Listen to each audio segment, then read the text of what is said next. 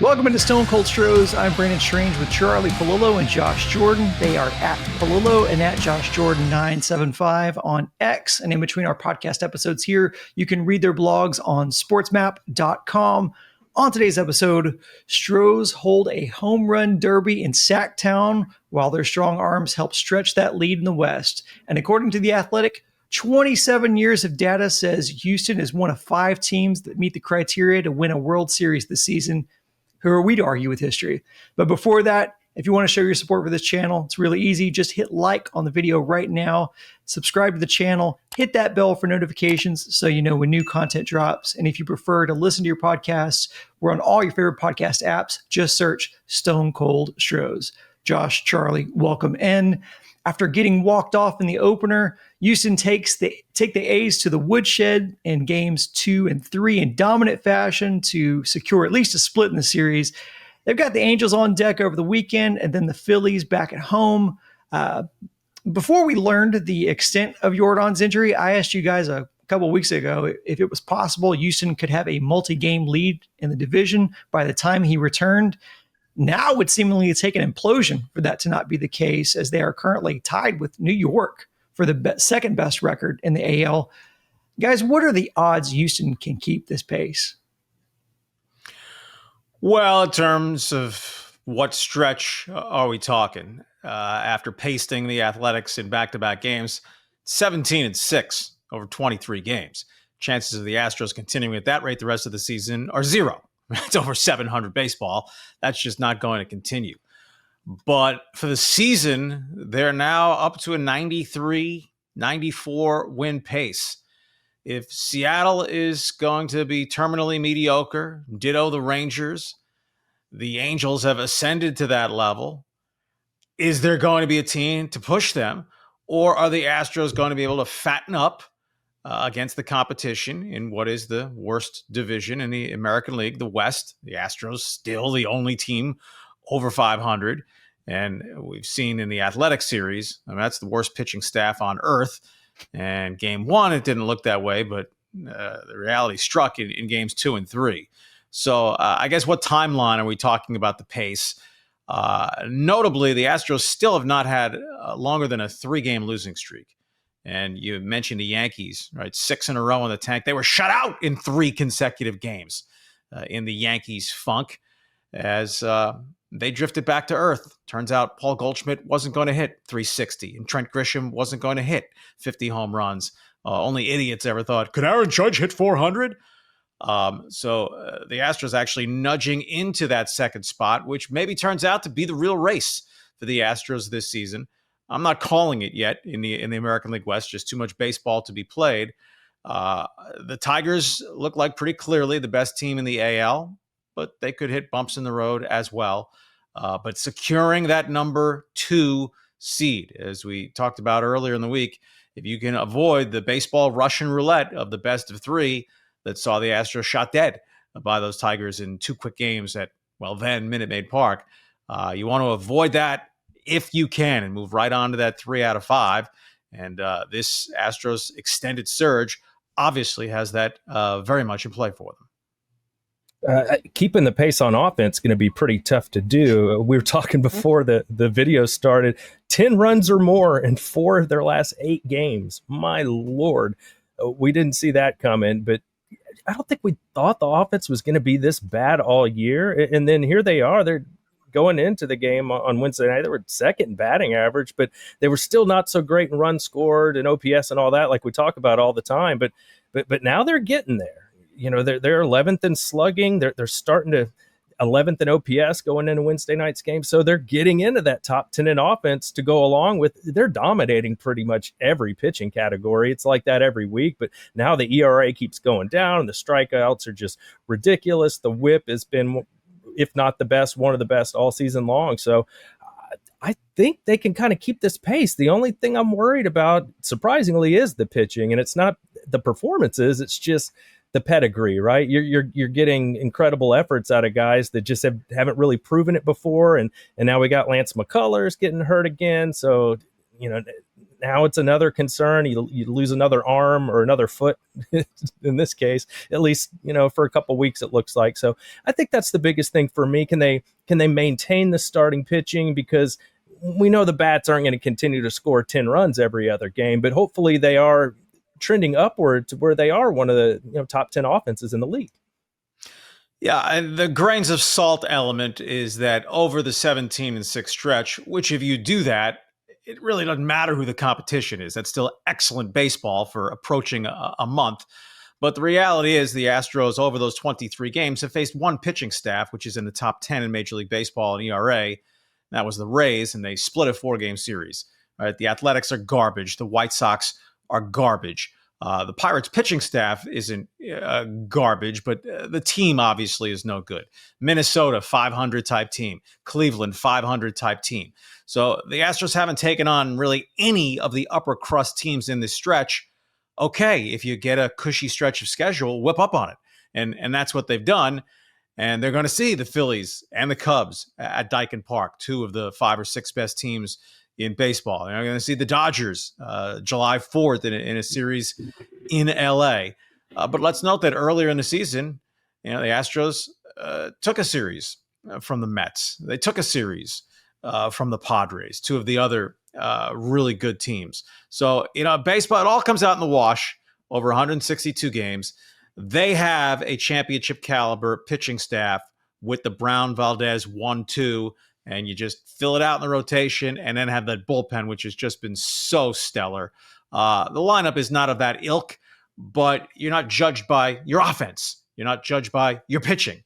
You're not judged by your defense. It's the whole, and they're very much in the fight. And they're in the fight without Yordan, which is wild. One of the best hitters in the league. They're doing this without him. They will presumably get him back eventually. So reinforcements are coming. So it's just, this team is very odd to follow. And it's wild. I think some of it's emblematic within the A series. Houston can have the bases juiced, no outs, score 1 run, and then bases empty, 2 outs, score 7. So figure that out. But that is the story of the season. Don't load the bases, and the first 2 outs are just practice. The other 2, the other story of the season, Josh mentioned it, the injury bug just keeps on biting. Both Lance McCullers, Brendan Rodgers go to the IL. Rodgers with the oblique strain suffered in the batting cage. A lot of freak accidents here. Thankfully for Houston, fortune favored the recovery of Paredes. Only missed 3 games with that sore hammy. They went undefeated during that stretch. He was pretty good in the first couple of games back. Scuffled Wednesday. Speaking of scuffling, Wednesday night, Christian Walker committed a double error, which is fitting since that's how many describe Houston's handling of free agency at first base. Sorry, I couldn't resist. But it does beg the question, at what point do you think Espada seriously considers flipping Jake up to that spot and moving Walker down? Not until after the All-Star break. When Yordan comes back, that automatically pushes Walker down 1, right? They're sticking with Pena, Paredes, Altuve. Yep. Although Yordan should hit 3rd, not 4th. He's your best offensive player. You want to get him the odd extra plate appearance by hitting 3rd as opposed to 4th. Do they settle in at some point with Diaz 5, Walker 6? I mean, Jake Meyers got the batting average up to 300 for the season with his multi-hit game on Wednesday. I don't think he's destined to wind up any higher than 6th, really, in the lineup.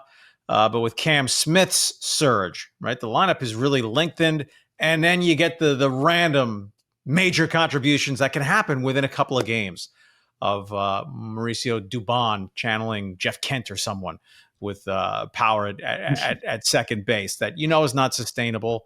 It wasn't with the bat, but Guillorme drew a walk that led to a huge run and then makes the tremendous diving catch the other night.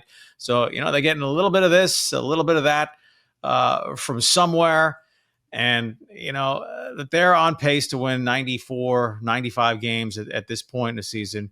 It's pretty damn remarkable. Remember, they were 26-25 before going off on this jag. I mean, Espada, it took forever to move Abreu down, so I hate to keep comparing him to that, but it is a veteran guy that you expected a lot of offense from. So I have to compare it to something. But I mean, let's be honest. He's the worst hitter on the team basically right now. And maybe not Dubon, not quite to that level, but as your regular guys that you pencil in the lineup every single day, I don't know if there's anybody on the team I trust less than him right now. It's funny, even in that Jacob Melton small sample size of 11 games, he has a higher batting average than Christian Walker, which is amazing. And then you look at what Cam Smith's doing. I mean, going into the game tonight, hit 276, OPS getting close to 800. Over the last 2 weeks, Cam Smith has an OPS around 900. I mean, Jake Myers, he's been good. So I'm getting to the point where if they're worried about shaking Christian Walker's confidence, how's that possible? I mean, that's already happening. I mean, my Lord, we're getting close to July and he's just been awful all year, but they're hitting, right? The one thing I do like is I said the other day, like, I hope they don't move Christian Walker back to fourth when they finally put Yiner up to 4 and Christian down to 5. And then Paredes got hurt and Brandon's like, oh, they're going to have to move it around now. I'm like, yeah, you're right, Brandon. But now that it's back to Paredes being in there, Espada went back to Walker in the 5 spot. And I think it's kind of one of those, they're scoring 10 runs every other day. Maybe you just don't tinker with it right now until the offense maybe goes into a funk again. But the other thing, I read an article on Christian Walker, was just the defense has been so disappointing with him too this year. That's what's kind of really, a shame, because if he doesn't get it done with the offense, okay, but it hasn't been that elite defense that we've been counting on either. But hey, the Astros are winning without him.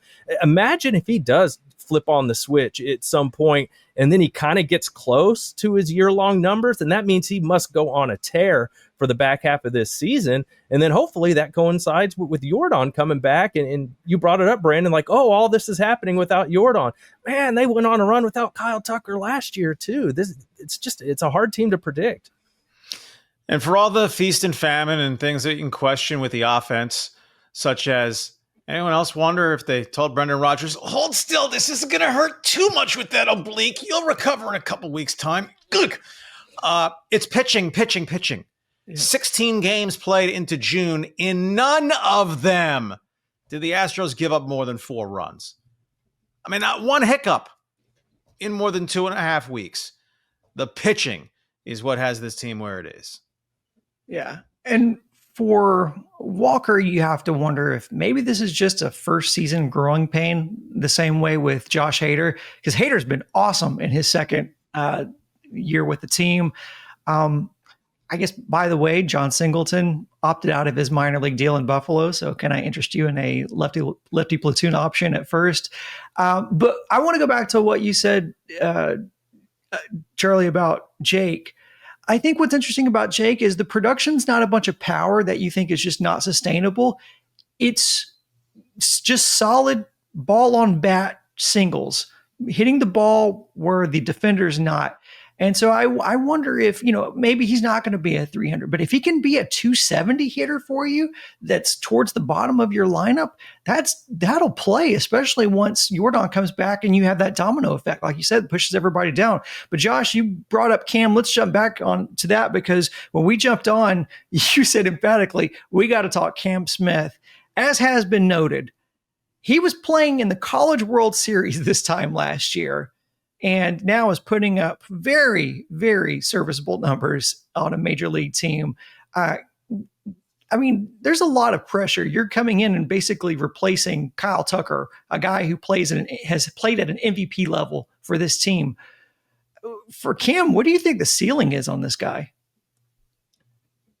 To me, clearly an all-star. I mean, if he's doing this right now, just as a rookie, looking at his numbers here, 276, 771 OPS, and then you'll add in a couple more from Wednesday night's game. It takes a while for those stats to update. I think he's definitely an all-star. And he did this learning a new position, a position that he was an infielder, and he's made some great plays in the outfield. Yeah, he's misplayed a couple balls, but you're going to have some growing pains. It's nice that he can make up for some of that too, because he's fast. The guy can run. He's big. He's long. And he's got a good arm. So you put that together with, I think he's figuring it out at the plate. The home run stroke is coming back, and the confidence is oozing with potential. Everything's coming right now at the right time. And this is, Dana Brown talked about this the other day, that a lot of these guys, mid to late June. That's when you kind of get a feeling of how these young guys are adapting to the big leagues, especially the ones that are learning on the fly like Cam Smith is. So I think all-star at a minimum. I'm not going to go higher than that because, we're only a few months in, but if that's just the baseline, I think he can be an all-star. I mean, imagine what the upside could be. Yeah, it's a tad premature to probably go here, but I'm going to go here or there. If the Astros had to get rid of every player but two in their organization, I think the two they'd keep are Hunter Brown and Cam Smith. Wow. Age, salary, growth potential. Cam Smith is re-emerging as a possibility in the Rookie of the Year race, and the Astros could stand to get an additional draft pick at the end of the first round if that somehow happens. Now, to be fair, going nutso in 2 games, we're still in the first half of the season, you can gain a bunch of OPS points in a hurry. 7 for 9 with a couple of home runs and a couple of doubles. The 15 games immediately preceding those, Cam Smith's OPS was 540. But he's just 22 years old, and it goes to the whole point of the special ones. They get to the big leagues very early. They don't always excel from the very start, but Cam Smith at no point has looked hopelessly overmatched. I mean, he's still striking out plenty. That's all right.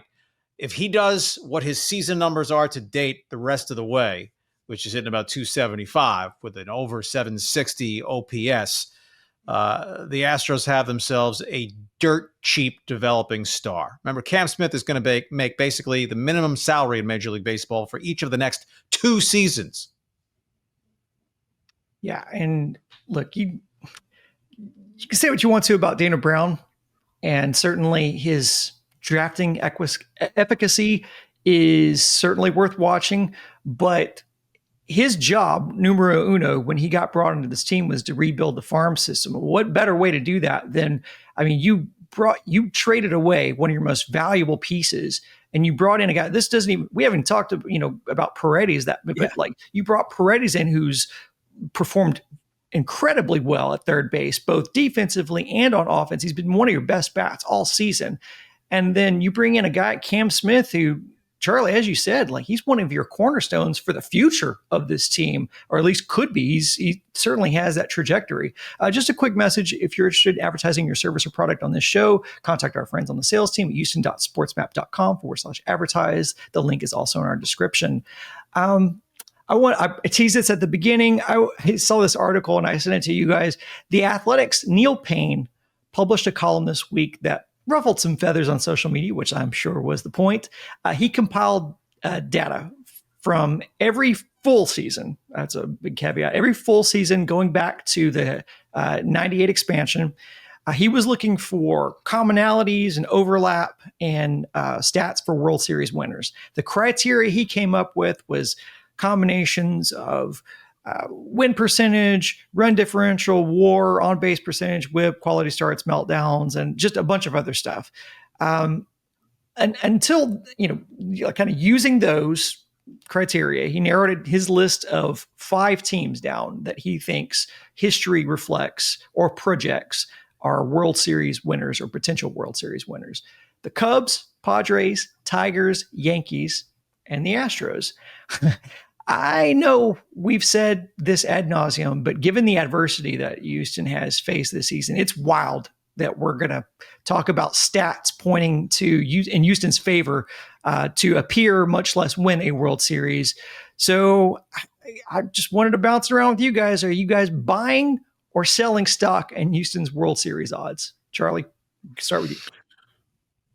Well, while appreciating the research and I thought it was an interesting read, a little bit contrived that you can come up with statistical combinations and that he had to finish in the top 17 in this category out of 30. That's actually below average if you're 17. Top 13 in this, top 11 in this. But you add it all together in the stew and here's what you serve up. A real factor that boosts the Astros' chances of getting to and going to the World Series and winning the World Series is that they're in the American League. If we're putting together a list of the 6 or 8 best teams in Major League Baseball, the Phillies are on it, the Mets are on it, the Cubs are on it, the Dodgers are on it, maybe the Padres and Giants are on it. That's 6 teams in an American League. The Tigers, absolutely. The Yankees until the last week. And then who else is there in the American League ahead of the Astros? Answer, nobody. So if the National League had the 10 best teams in baseball, only one of them's getting to the World Series. So if the Astros come out of the American League, and anyone who gets into playoffs can get there, right? The 500 teams, the Guardians, the Royals, the Rays, the Mariners, whoever else gets in there, you can go to the World Series. But the competition is much stiffer in the National League than it is for what the Astros would have to overcome to come out of the American League. And if you get to the World Series, even if the National League champion on paper is the better team, it's won 4 out of 7. You're not much worse than 50-50, even if you're an underdog in the World Series.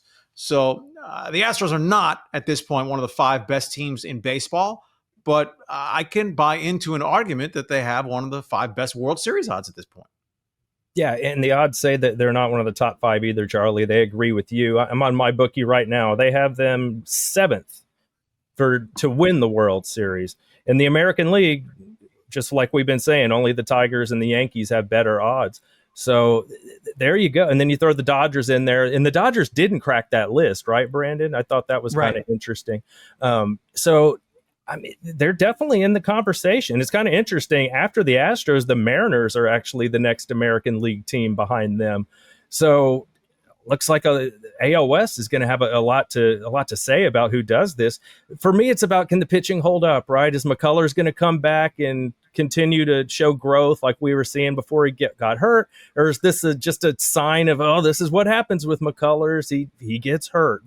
And you got it right. Fluke accidents, him kind of tripping in the locker room or the workout room, and the Brendan Rodgers thing, and Arrighetti getting drilled by a fly ball. It just, what a wild season, right? But I guess in baseball is hard enough having to play 162 games than hurting yourself on the field from a fly ball or in the weight room. But they got a shot because the pitching's good. But you're going to need more than Hunter Brown and more than Fromber if you're going to go all the way.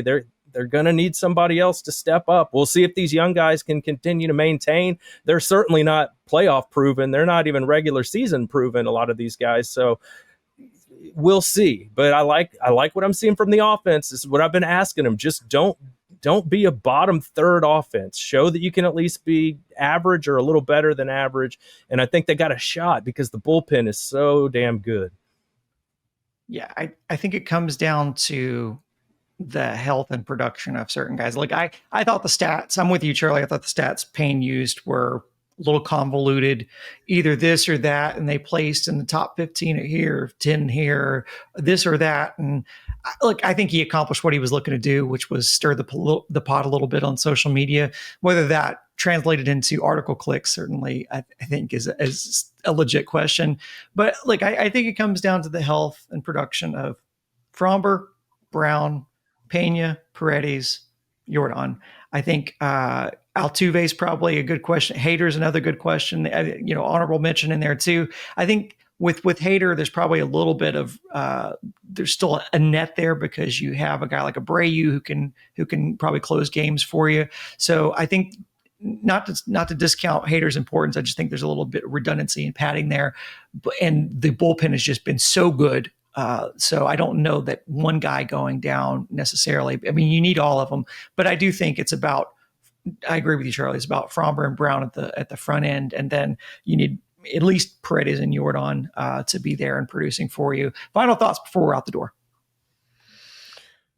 Well, about 3 weeks now to the All-Star break. Going into Thursday's play, the Astros are closer to having a double-digit lead in the American League West than they are to not having the lead in the American League West. This time last year, they were 10 games out, wound up winning it. So you hope there's not some sort of 180-degree turn, and it's the Mariners making that wild run. But for those, and it's part of the Bill of Rights of fandom to overreact to anything, good or bad. But calling this team trash and fire Espada and Dana Brown and tear it down a month into the season, when they hadn't even had a losing streak of longer than 3 games, which they still have not. Right? What was their low water mark relative to 500? 2 games under? 3 games under? Chill pills. Baseball fans should make sure they have them in good stock at the start of every season because it's a long journey. Yeah, they're kind of feast or famine on offense. They'll blast you for 10 runs, and then you'll watch a lot of games where they win in the 9th inning 2-1 or 1-0 or something like that, or they will end up scoring 4 or 5, but they'll go the first 5 innings without scoring any runs. It's just kind of, as you're watching every night as a fan, you could see the holes a little bit, but I just think what Cam Smith's doing, Jeremy Pena's been awesome. Jake Myers is giving you something at the bottom of the order that, and now mid to the bottom of the order, that you haven't had in quite some time. So, and can I give you this? We're at this point, All-Star game is not that far away. Cam Smith's batting average is 1 point lower than Altuve's, and his OPS is higher than Altuve's. Out of your rookie, pretty awesome. I'd say all signs are pointing up. I like what I'm seeing from this young squad. Yeah, and to put a ribbon on my thought on the World Series odds, like even with if everything goes the way, goes in their favor, I still have major questions about this team being able to scratch across runs against elite competition. But Charlie, to dovetail off of your thought about not killing the team when they're down, as fans, we should also be willing to celebrate when they put these runs together. I had some comments in You'll live longer. Yeah, we had some comments in the last video because we used the word dominant in the headline, a dominant stretch. Like, oh, you're not that dominant. Like, come on, like, what do they have to do? I mean, just to enjoy it. They've had a dominant run. We're not saying they're a dominant team, but they're a dominant. They're certainly a dominant pitching staff, certainly dominant defense. I mean, you can't be great at everything unless you're just going to be like the 2019 Astros. And yet, how did that work out for them? Still couldn't close the deal. So even when you're elite at everything, it doesn't guarantee anything. Just enjoy the ride. And when they do well, be willing to celebrate. And yes, that's just it. That's my diatribe. Just enjoy it while it's here, because these types of runs that we've seen out of this team, this 8-year window, 9-year window of being a very competitive team, most teams never see that. Never. So just enjoy it. One last reminder. If you're watching on YouTube, be sure to click like on the video. And if you listen on podcasts on apps like Apple or Spotify, give us a 5-star rating while you're here. Next scheduled episode drops Monday, so make sure you subscribe to the channel and yada, yada. You know the rest. For Charlie, Josh, I'm Brandon saying so long. Thanks for listening. Have a good weekend, good golf, good tennis, or whatever makes you happy. And of course, go Stros.